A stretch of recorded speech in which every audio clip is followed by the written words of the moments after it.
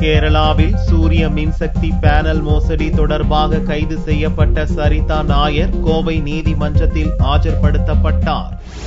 கேரள மாநிலம் கோட்டயம் பகுதியைச் சேர்ந்த சரிதா நாயர், அவரது கணவர் பிஜு ராதாகிருஷ்ணன் ஆகியோர் கோவை வடவள்ளி பகுதியில் காற்றாலை அமைத்து தருவதாக கூறி மோசடி செய்ததாக வழக்கு தொடரப்பட்டுள்ளது. இவ்வழக்கு தொடர்பாக தலைமறைவாக இருந்த சரிதா நாயர் கேரளாவில் சூரிய மின்சக்தி பேனல் மோசடி தொடர்பாக கைது செய்யப்பட்டார். இந்நிலையில் கோவையில் உள்ள வழக்குகள் தொடர்பாக சரிதா நாயர் கோவை 6வது குற்றவியல் நடுவர் நீதிமன்றத்தில் ஆஜர்படுத்தப்பட்டார். கடந்த 2008ஆம் வருடம் வெங்கட்ராமன், கிலாச்சந்த் ஆகிய இருவரிடமிருந்து விண்டுமில் அமைத்து தருவதாக கூறி பிஜு ராதாகிருஷ்ணன், சரிதா நாயர், ரவி மற்றும் மூவர் அவர்களை 20 லட்சத்திற்கு மேல் பணம் வாங்கிக் கொண்டு ஏமாற்றிவிட்டதாக அவர்கள் மீது கோவை டிசிபி காவல் நிலையத்தில் வழக்கு பதிவு செய்யப்பட்டு அவ்வழக்கு தற்பொழுது ஜுடிஷியல் மேஜிஸ்ட்ரேட் நம்பர் 6 கோப்பிற்கு எடுக்கப்பட்டுள்ளது.